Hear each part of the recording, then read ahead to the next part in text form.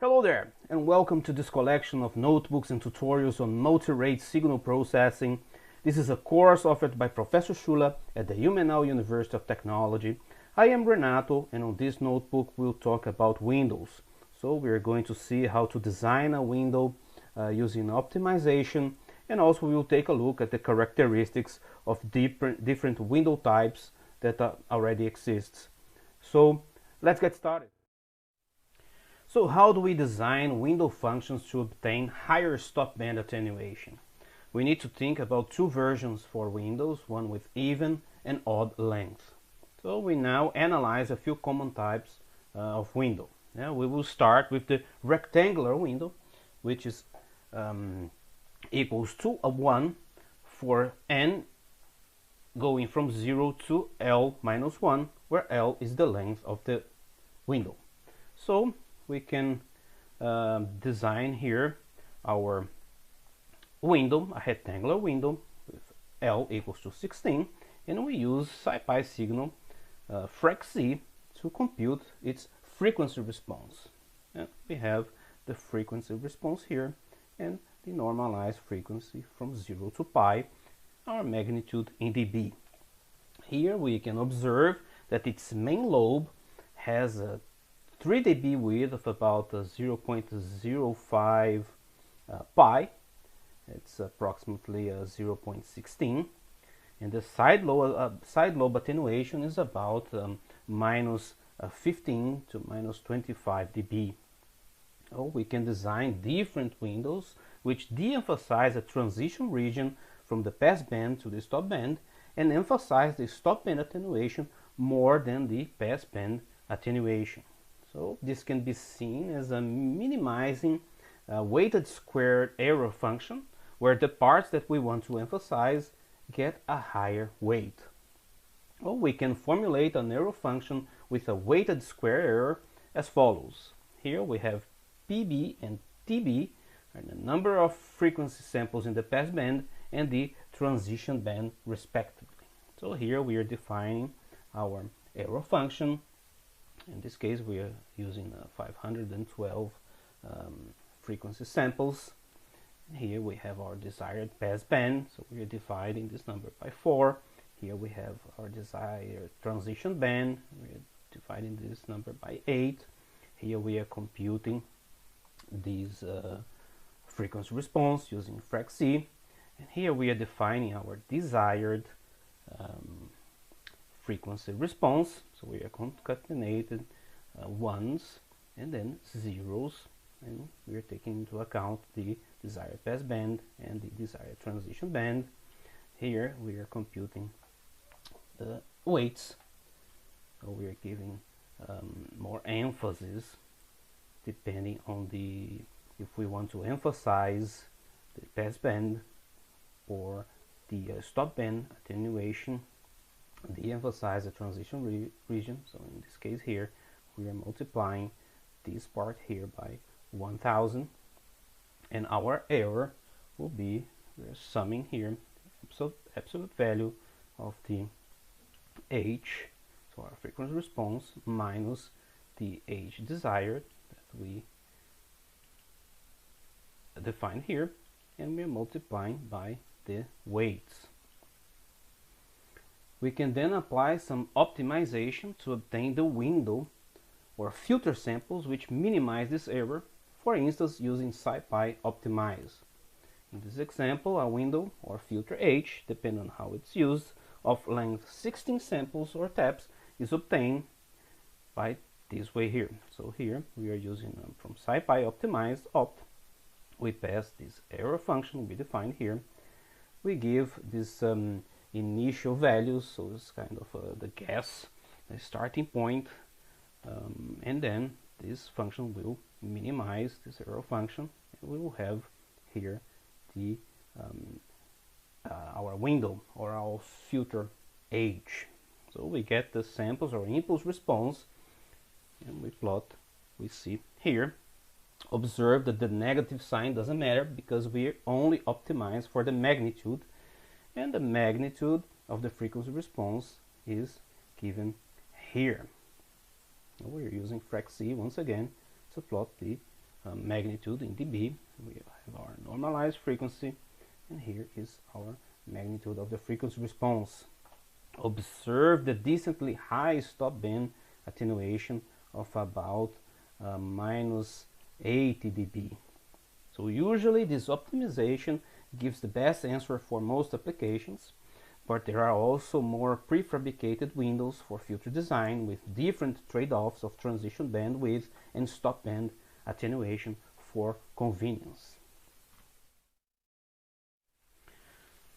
Just as curiosity, here is how it looks like, the H desired that we defined here. So we have it here. So it's 1 until this point and then 0. And here the weight we're giving. So we're giving 0 here, and here we are giving a weight of 1000. That's what we are doing here. And then we are minimizing, and we get this impulse response. The first window we're going to look at is the raised cosine window, also known as the Hahn or Hanning window. And it's given by this formula here with this cosine. Have this 2 pi divided by L and this factor of 0.5 here. So we can see for L equals to 16, we have this is an example of the raised cosine window. And we have here the equation exactly like defined here. So we observe that the center is in between two samples. We can obtain its frequency response with frac this time we're going to define a function just to plot automatically the frequency response, because we're going to analyze the frequency response of many different windows, so we don't need to write this all the time. So it's the same, we use signal, SciPy signal frac. We have our normalized frequency, we calculate our magnitude in dB with 20 times log 10. In this case here we're just adding this small number to avoid the log of 0. Then we are having these two plots, one for the magnitude in dB and one for the phase in degrees. So here is the frequency response for the raised cosine window with even length. So this time L is equal to 16. Here we can see that we will obtain a much higher attenuation in comparison to the rectangular function for the first side lobe at more or less minus 35 dB measured from the maximum of the main lobe. So it's the pass band, and far off in the stop band we get about minus 60 dB. So it's far off the stop band, but at the cost of a wider main lobe. So it's 3 dB is at about 0.1 pi, and that's twice as wide as for the rectangular window, which leads to a wider transition band. So we have a wider main lobe, a wider transition band. So this shows that there's a general trade-off. We can trade transition width for stop band attenuation. For odd window lengths, we have here this formula here, and we know there's a difference here. It's 2 pi divided by L, and here we have 2 pi divided by L minus 1. So for 17 samples, so the number of samples of the impulse response equal to the coefficient, so this represents an FIR filter. So we have now here our equation just as given here, and here we have our impulse response of our filter, and here the center is right on the sample. So when we compare to the even, the center is in between two samples, and here the center is just right on one sample. So another window, it's not a raised cosine window, but we also have the sine window. It's widely used, and the equation for the sine window is given by these functions here.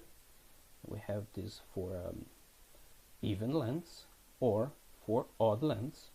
We have here this difference here. An example for even length, where L is equal to 16, using the sine window, is given by this plot here.